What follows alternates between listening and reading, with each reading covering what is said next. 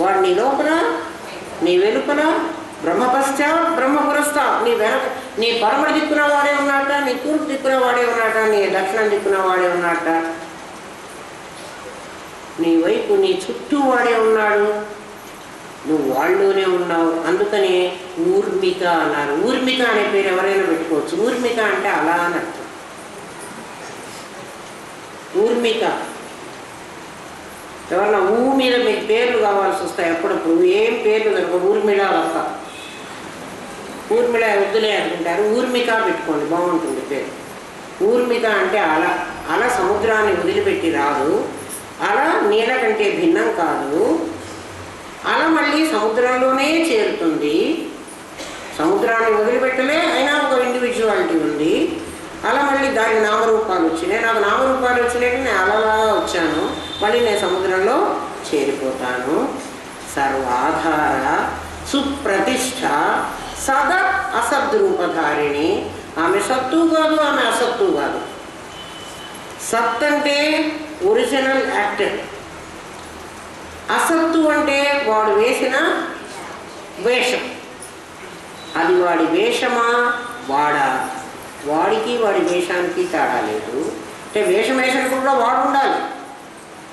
సదసద్రూపధారిణి అమ్మవారు సత్తు కాదు, అసత్తు కాదు.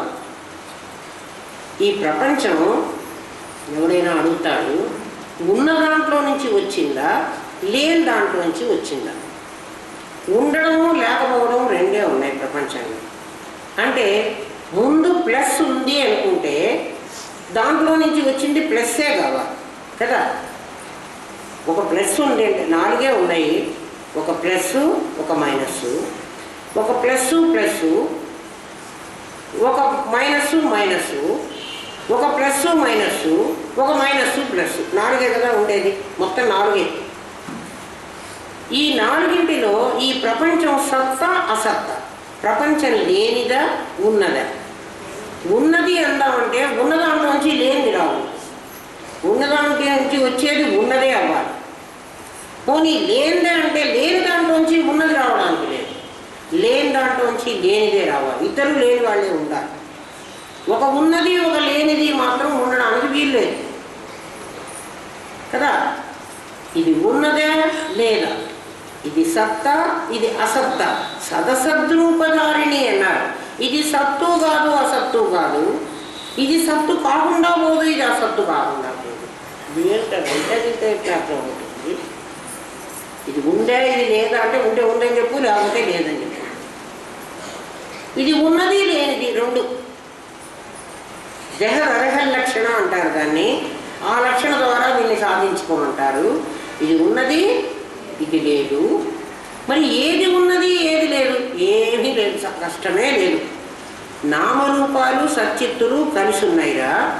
అందులో సచ్చిత్తులు ఉన్నవి, నామరూపాలు లేనివి. అవి లేనివి ఉన్నవి రెండు కలిసి ఉన్నాయి. దాంట్లో నుంచే ఇది వచ్చింది, దీంట్లోంచి అది రాదు. దాంట్లో నుంచే ఇది వచ్చింది. ఇది అది కలిసి ఉన్నాయి. ఇందులో లేనిది లేనట్టు తీసేయి, ఉన్నదాన్ని నువ్వు వాడుకో. మీకు ఉదాహరణ ద్వారా చెప్తాను. నా దగ్గర మా ఇంటి ముందర ఒక చెట్టు ఉంది, చాలా పెద్ద చెట్టు. మా అందరికీ చక్కగా నీడ ఇస్తుంది. సాయంత్రం అయితే మేమందరం ఆ చెట్టు కింద కూర్చుంటాం. చెట్టు గాలి ఇస్తుంది, చెట్టు నీడ ఇస్తుంది, చెట్టు పండ్లు ఇస్తుంది. మేమందరం అనుభవిస్తున్నాం హాయిగా. చెట్టు నీడనే మేము సుఖంగా ఉన్నాం. చెట్టు ఉండడంలో మాకేం అభ్యంతరం లేదు. కానీ మేము పొందుతున్న లాభాలన్నీ మాత్రం చెట్టు నామరూపాల వల్లే పొందుతున్నాం. నామరూపాలు మరి చెట్టు రూపం ఉంది కదా, చెట్టుకు ఒక ఆకారం ఉంది కదా, చెట్టు మాకు నీడ ఇస్తోంది కదా. నీడే కాకుండా గాలి కూడా ఇచ్చింది, పండ్లు కూడా ఇచ్చింది. ఒకసారి ఒక పెద్ద గాలివాన వచ్చింది. ఆ చెట్టు కాస్త విరిగి కింద పడిపోయింది. అయ్యో చెట్టు పోయింది అని కాసేపు బాధపడ్డాం. అంటే చెట్టు పోయింది అంటే మాకు ఏం పోయింది? చెట్టిచ్చే నీడ పోయింది, చెట్టిచ్చే గాలి పోయింది, చెట్టిచ్చే పండు పోయింది. కానీ చెట్టు ఉంది. వెంటనే మేమేం చేసామంటే ఆ చెట్టుని ఒక వడ్రంగి వాడిని పిలిచి, ఒక కట్టెలు కుట్టేవాడిని పిలిపించి, నాయన ఈ చెట్టు ఎన్ని దూలాలు అవుతుంది, ఎన్ని దర్వాజాలు అవుతుంది, ఈ చెట్టునంతా కోసి దూరంగా దర్వాజాగా నువ్వు ఎన్ని చేయగలవో చెయ్యమని ఒకరిని పిలిచి చెప్పాం. వాడు చెట్టంతా కొట్టి ముక్కలు వేసి, అమ్మ ఈ చిన్న ముక్కలన్నీ పనికిరావు, ఇవి మీరు పొయ్యిలో పెట్టుకోండి అన్నాడు. అంటే పొయ్యిలో కట్టెలకు పనికొచ్చాయి. చెట్టు ఉపయోగం ఉంది ఇప్పుడు కూడా, కానీ ఉపయోగం మారింది. నాకు మా ఇంట్లో మేము ఇల్లు కట్టుకుంటే, ఎప్పుడైనా కట్టుకుంటే మాకు దర్వాజాలు, కిటికీలు, దంతెలు, దూలాలు వాడు ఆ చెట్టుతో అన్నీ చేసి పెట్టాడు.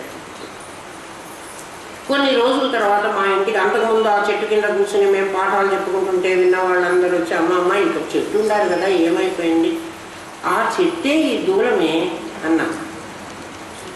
ఆ చెట్టు ఏంటమ్మా, చెట్టు ఇచ్చినప్పుడు మనకు బాగా సహాయం చేసింది, అది నీడెచ్చింది, కూర్చున్నాం, దాని కింద గాలి కూడా వచ్చింది. అప్పుడు ఆ నామరూపాలతో ఆ ఉపయోగం ఉంది, ఈ నామరూపాలతో ఈ ఉపయోగం ఉంది కదా. ఇప్పుడు నామరూపాలు మారినాయి, నా ఉపయోగాలు మారినాయి.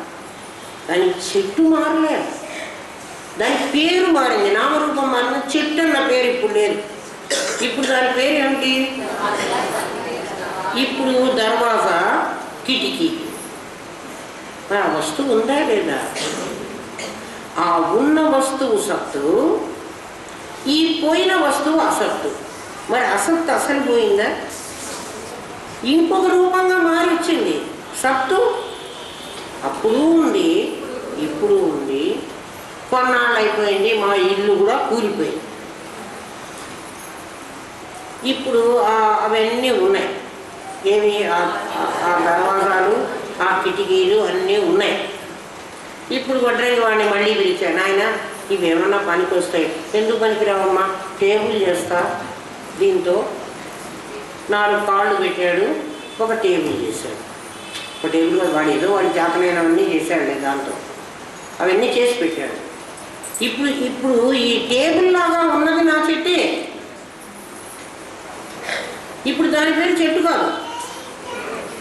అంటే నామరూపాలు మారుతున్నాయి, నామరూపాలతో పాటు దాని ఉపయోగం కూడా మారుతుంది, అంటే ఆనందం కూడా మారుతుంది.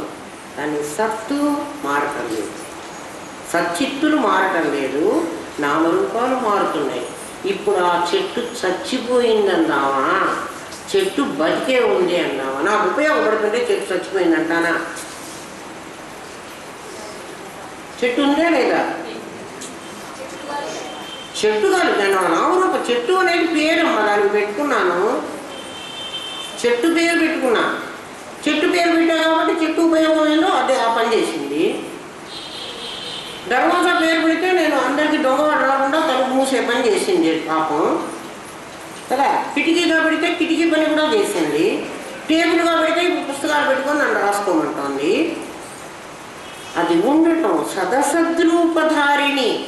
అది సద్రూపము ధరించింది, అసద్రూపము ధరించింది. అసద్రూపం ధరించినప్పుడు దాని రూపాలన్నీ మారుతున్నాయి, దాని ఉపయోగాలు మారుతున్నాయి. అట్లా నేను కోడిగా, కుక్కగా, పందిగా, పిల్లిగా, కోతిగా, చీమగా, దోమగా ఉండి ఇప్పుడు మనిషిగా ఉన్నా నేనున్నా. నేను సత్తు, ఇవన్నీ అసత్తు. సదసత్తులు కలిసే ఉన్నాయి. అసత్తుగా ఉన్నప్పుడు ఇప్పుడు అసద్రూపంతో నేను మాట్లాడుతున్నా, సద్రూపంతో నేను మాట్లాడలేదు. మరి సత్తు అసత్తు కలిసి ఉందా లేదా? కలిసే ఉంది. ఇప్పుడు నేను చచ్చిపోతాను అనుకోండి, ఏం పోవాలి? చెట్టు చచ్చిపోయింది. చెట్టు చచ్చిపోతే నీడ ఇవ్వడం పోవాలి కదా, గాలి ఇవ్వడం పోవాలి, అది పండ్లు ఇవ్వడం పోవాలి. నేను చచ్చిపోతే నేను మాట్లాడటం పోవాలి, మీకు బోధ చేయటం పోవాలి, అని నేనుంటాను, నేను పోను. సదసద్రూపధారిణి. అందుకని అమ్మవారిని సత్తనవాకండి, అసత్తనవాకండి. అది అసత్తు కాదు. అందుకనే దానికోసమే మనకి మా మహావాక్యం ఏం చెప్పిందంటే, బ్రహ్మ సత్యం సత్తు, జగన్మిథ్య, జగత్ అనే పేరుతో అసత్తు, జీవో జీవ అప్పుడు అసత్తు, బ్రహ్మ ఇవ సత్తు. నా పర ఇతరంగా విరానాయన సదసద్రూపధారిణి. మరి ఆమెట అష్టమూర్తి, అష్టమూర్తిగా కనిపిస్తోంది. అష్టమూర్తి నేను అందు నుంచి చెప్పుకుంటున్నా. అష్టమూర్తి ఏమిటి? అష్టమూర్తి ఆమె జడశక్తి 5, ఆమె చైతన్య శక్తి 3 కదా. అజా జైత్రి అష్టమూర్తి. మనం ఎక్కడ పొరపాటు పడతామో అని పక్కనే ఆ నామం ఇస్తాడు. అష్టమూర్తి 8 మూర్తులుగా, మూర్తి అష్టకం కదా. దానికి భూమి, ఆపో, అనలో, వాయు, ఖం, మనో, బుద్ధిరేవచ అహంకారమితీయం మే భిన్నా ప్రకృతి అష్టధ. 8 విధాలైన ప్రకృతి ఉంది నా దగ్గర. అష్టమూర్తి. ఆ అష్టమూర్తిగా ఎవరున్నారు అంటే నేను ఒక్కడే ఉన్నా. అంటే నువ్వు ఒకడివే 8 మందివే? నేను ఒకడినే 8గా కనపడతాను. నేను ఒకడినే అంటే సచ్చిత్తుడు 8 అవుతాను. మళ్ళీ 8 నుంచి 1 కూడా అవుతాను. ఒకప్పుడు 8గా విభజించబడతాను, మళ్ళీ 1గానే ఉంటాను. 8గా ఉన్నప్పుడు జగత్తుగా చూసుకుంటూ ఉండండి మీరు. 1గా ఉన్నప్పుడు జగత్తు లేదనుకోండి. ఇది సృష్టి, ఇది ప్రళయం అంతే. నా దగ్గర అంతకంటే ఏం లేదు. అజా అజా పుట్టలేదు నేను. అజా పుట్టలే అంటే 8 విధాలైన ప్రకృతిగా వచ్చావు ఒకటయ్యా. ఒకటి జీవుడు, ఒకటి జగత్తుగా కనపడుతున్నావు కదా. అబ్బే నేనేం కనపడలేదు. నేను అన్నీ బయటకు వచ్చాను కాబట్టి మీరు ఎట్లా విజృంభించాను. ఇదేమిటరా ఈ గోడ ఏమిటి అంటే ఏమీ లేదు. నెమలిట దాని తోకాని, దాని పింఛాన్ని ఒక్కసారి ఇట్లా ముడిచేసుకుంటుంది. ఒక్కటే పింఛం మనకి ఇట్లా కనపడుతుంది. నెమలి ఇట్లా ఉంటే ఒక పింఛం ఇంత పొడుగ్గా ఉంటుంది. కొంచెం సేపటికి ఒక్క మేఘం వచ్చిందనుకో అది ఇట్లా విప్పేస్తుంది. మరి ఇట్లా విప్పినది, ఇట్లా ముడుచుకున్నది ఒకటే 2? అది విప్పితే మనకి ఇంత కనపడుతున్నది కదా. అది విప్పినప్పుడు దాని కళ్ళు, ఆ పింఛన్లో ఉన్న కళ్ళన్నీ కదా, నెమలి కన్ను కనపడతాయా కనపడవా? ఎంత అందంగా ఉంటుంది. ఈ ప్రపంచమంతా నేను పింఛం విప్పేశాను, అంతా ముడి చేసుకుంటాను. నన్ను అజా అనవాకండి. నేను పుట్టలే, నా పింఛం విప్పుకుంటున్నాను, ముడుచుకుంటున్నాను. నేను కొత్తగా పుట్టాను. మీరంతా నన్ను పుట్టాడు అంటారేమిటి? అజా, నేను పుట్టలేదు. లోకయాత్రా విధాయిని, లోకయాత్రా విధాయిని. నేనుట అష్టమూర్తిగా ఉంటే లోకయాత్ర చేస్తున్నాను. ఏకమూర్తిగా ఉంటే లోకాన్ని వదిలేశాను. ఒక పరి జగములు వెలినిడి, ఒక పరి లోపలికి మనసు. ఏం చేశాను? మనకు 5 వేళ్ళు ఉన్నాయి చూడండి. 5 వేళ్ళు తెరిచాననుకో నా చేతిలో రేఖలు అన్నీ మీకు కనపడతాయి. ముడుచుకున్నాను అనుకో ఏం కనపడదు. ఇది ప్రపంచం. పంచభూతాలు విజృంభిస్తున్నాయి, మళ్ళీ ముడుచుకుంటున్నాయి, మళ్ళీ విజృంభిస్తున్నాయి. ఇప్పుడు నా చేతి వేళ్ళు ముడుచుకుని తెరుచుకుని ఉంటే నేను పుట్టడం ఏమిటి? నేను ఎప్పుడు ఇక్కడే ఉన్నా. నేను కొత్తగా పుట్టడం లే. ప్రపంచం ఓపెన్ అయితే నేను పుట్టానని, అది క్లోజ్ అయితే నేను చచ్చిపోయినా అని మీరు అనుకుంటున్నారు. నేను అనేటువంటి జ్ఞానస్వరూపాన్ని ఒక ఇచ్చ కలిగింది. తత్సృష్ట్వా ఈ శరీరాన్ని సృష్టించుకున్నాను. మీరెవరు కూడా పొరపాటున మోక్షం వచ్చి పుట్టుక లేకుండా పోతే ఇలాతలానికి దూరంగా ఎలాగన్నదే నాకు భయమని భయపడవాకండి. అమ్మో మాకు మోక్షం వస్తే మేము మళ్ళీ పుట్టమేమో, మాకేం కోరిక తీరవేమో. అక్కర్లేదు. నువ్వు ఒక్కసారి పరమాత్మను తెలుసుకుని నేను అహం బ్రహ్మాస్మి అని నిర్ణయించుకుంటే కావాలంటే నువ్వు లీలాగా జన్మించవచ్చు, అక్కర్లేదంటే లోపలికి ముడుచుకోవచ్చు. జీవన్ముక్తుడు అవసరమైతే జన్మ తీసుకుంటాడు, అక్కర్లేదనుకుంటే అసలు జన్మ ఎందుకు అవసరం లేదు వాడికి. ఒక చక్కటి నటుడు అవసరమైతే సినిమాలో నటిస్తాడు, లేదంటే వాడింట్లో వాడు ఉంటాడు. ఇది కూడా అంతే. కావాలంటే జన్మ తీసుకోండి, లేకపోతే మానేయండి. కానీ జన్మ రాహిత్యం ముందు చేసుకోండి, లేకపోతే మళ్ళీ మళ్ళీ రావాలి, తప్పదు. మన మీద కేసు లేదు అని తెలిస్తే మనం ఎక్కడైనా తిరగచ్చు. కేసు ఉన్నది అని తెలిస్తే ఎవరు పట్టుకుంటాడో అని మనకు భయం. అందుకని మనం కేసులో నుంచి బయటపడాలి.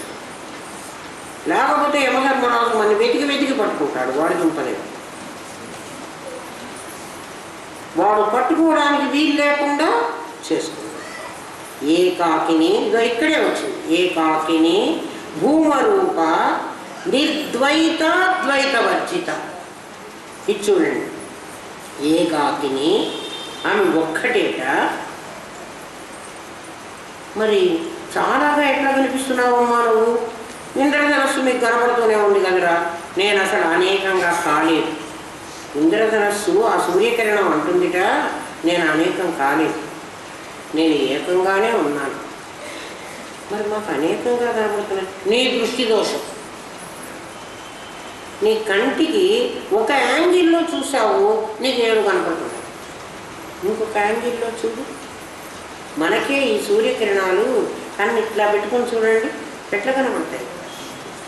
లేకపోతే ఐ స్పెషలిస్ట్ దగ్గరికి వెళితే మనకి కళ్ళల్లో డ్రాప్స్ వేస్తాడు.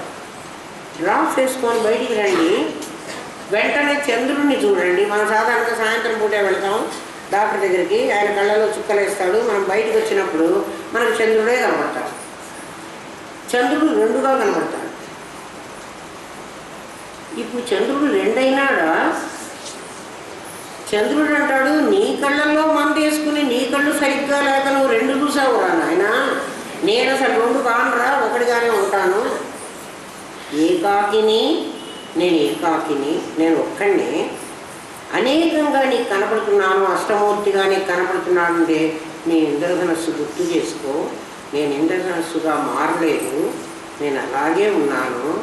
భూమా, భూమా అంటే పెద్దది, నేను ఒక్కడనే ఉన్నాను, చాలా పెద్దగా ఉన్నాను. అణోరణీయాం మహతో మహీయాం, నేను అణువు కంటే సూక్ష్మం. నువ్వు ఇంకా ప్రపంచంలో ఇంకా చిన్నది, పరమాణువురా. పరమాణువు కంటే నేను ఇంకా చిన్నవాడిని. నువ్వు ఏదైతే మహత్తు అని పెద్దది చెప్పావు, అంతకంటే నేను పెద్దవాడిని. నేను పెద్దవాడిని, చిన్నవాడిని. ఇదేమిట్రా 2 చెబుతున్నావు? నేను చిన్నగా ఉండగలను, నేను పెద్దగా ఉండగలను. అనోరణీయం మహతో మహీయం ఏకాకిని భూమరూప. భూమ అంటే పెద్దది. ఎంత పెద్దది? ప్రపంచంలోని మనస్సుతో నువ్వెంత ఊహించగలవో అంత పెద్దది.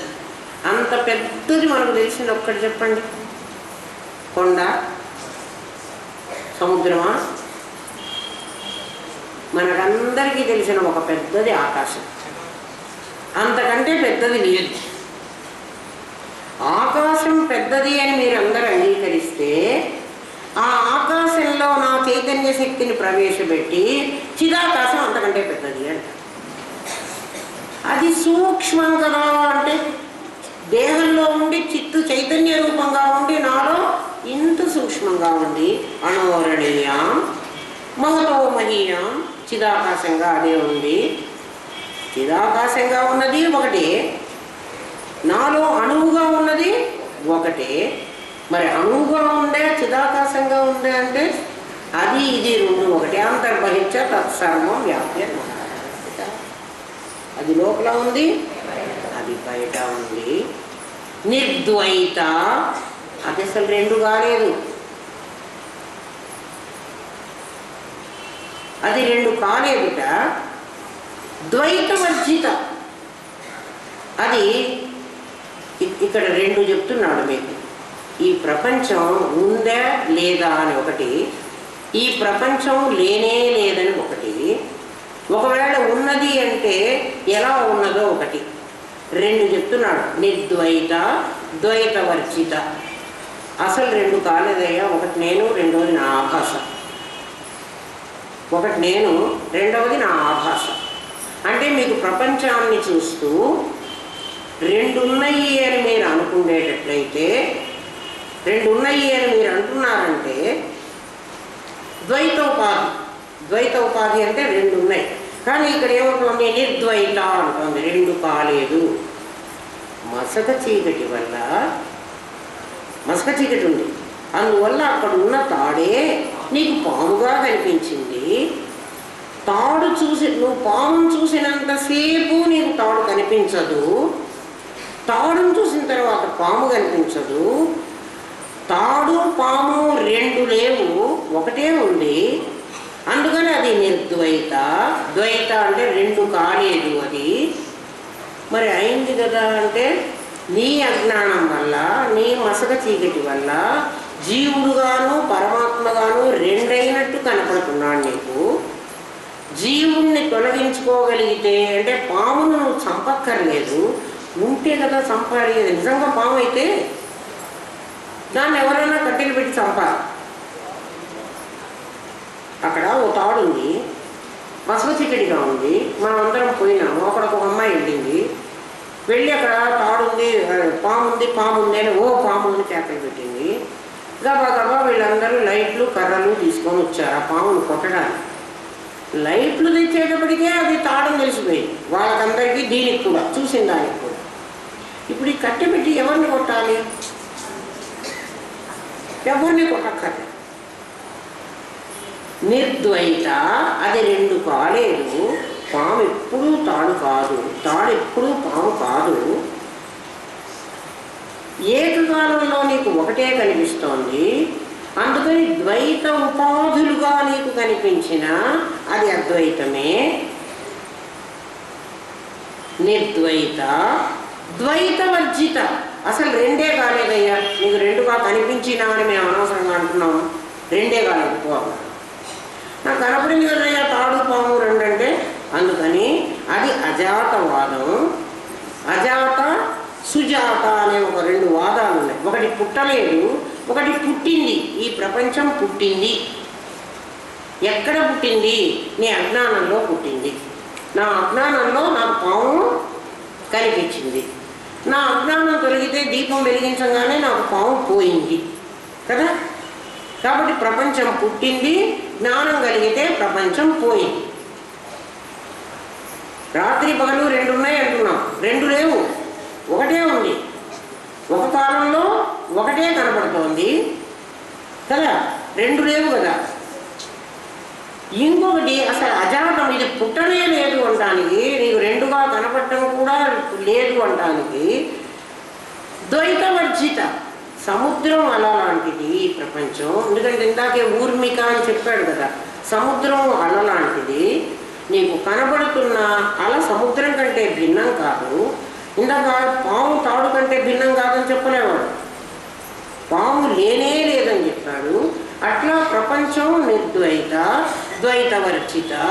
ఒక చోట ప్రపంచం ఉన్నది అనేటువంటి సుజాతం, ఇది పుట్టింది ప్రపంచం, జ్ఞానం కలిగితే పోతుంది అన్నది ఒక వాదం. ఇంకొక వాదనలో ప్రపంచం అసలు పుట్టనే లేదు, కనబడుతున్నా కూడా అది పుట్టలేదు. అయితే కనబడుతున్నా ఏమిగా కనబడుతుంది అంటే సముద్రము తరంగము రెండు వేరువేరుగా కనబడుతున్నాయి. సముద్రానికి లేనటువంటిది తరంగానికి ఉన్నటువంటిది అంటే ఒక ఉబ్బెత్తుగా ఉన్న నామరూపాలు, ఒక బుడగలుగా నురుగుగా ఫేనంగా ఉన్నటువంటి రూపం, అది సముద్రంది కాదు. అలగా ఉన్నప్పుడు కూడా అది నీరుగానే ఉంది, సముద్రంగా లేదు. సముద్రము అల అంటే పరమాత్మకు జీవుడికి తేడా లేదు, పరమాత్మే జీవుడుగా కనిపిస్తున్నాడు. అసత్కల్పార్థగం భాసతే, భాసతే కనిపిస్తోంది. కాబట్టి మీకు ఆ వాదమైనా కరెక్టే. ప్రపంచం ఉన్నది అని అనుకుంటే అజ్ఞాన స్థితిలో ఉన్నది, జ్ఞానం కలిగితే ఈ ప్రపంచం పోతుంది. దాన్ని పోగొట్టడానికి ప్రయత్నం అక్కర్లేదు, కట్టెలు కర్రలు అవసరమే లేదు. ఒక దీపం తెస్తే చాలు. వాళ్ళ కర్రలన్నీ వేస్ట్ అవును, ఎవరివి? ఆ పాముని కొట్టడానికి వచ్చిన వాళ్ళ కట్టెలు వేస్ట్ అయిపోయినాయి. కాబట్టి ఈ సంసారాన్ని పోగొట్టడానికి ఒక కట్టె తీసుకోక్కర్లేదు, జ్ఞానం కలిగితే ఇదే పోతుంది. ఇంకొకటి ఏమిటంటే అసలు ప్రపంచమే లేదు, నా నిరోధో నా చోత్పత్తి, ఎవడు దీన్ని పుట్టించలేదు, దీన్ని క్లోజ్ చేయక్కర్లేదు. చూస్తే దీన్ని నాటకంగా చూడు, లేకపోతే దాన్ని వదిలేసి.